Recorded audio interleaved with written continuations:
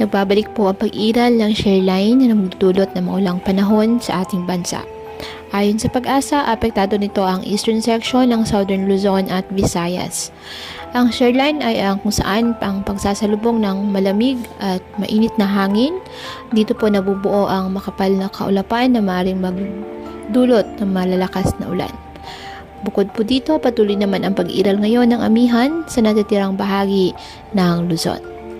Walang bagyo o low pressure area na minomonitor sa loob ng ating PAR na maaaring makapekto sa ating bansa. Samantala, may gale warning na nakataas ngayon sa northern and eastern coast ng Catanduanes, northern and eastern coast of Northern Samar, eastern coast of Eastern Samar. Ngayong araw, ang Bicol Region, Eastern Visayas at Quezon asahan na maulap na halangitan na may kalat-kalat na pag-ulan at thunderstorms dahil sa shear line.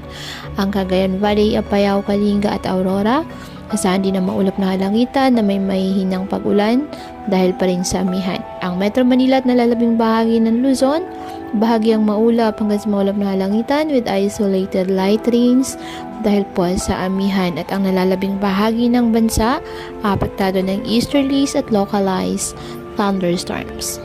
Kaya patuloy po na pinag-iingat ang ating mga kababayan sa banta ng mga pagbaha at pag-uho ng lupa, at ugaliin na magdala palagi ng payong o kahit anumang panangga sa ulan sa tuwing lalabas ng ating mga tahanan. At yan po muna ang update sa lagay ng panahon ngayong araw. Muli, patuloy po tayo na mag-ingat at palaging tandaan, God loves you. Stay safe and God bless.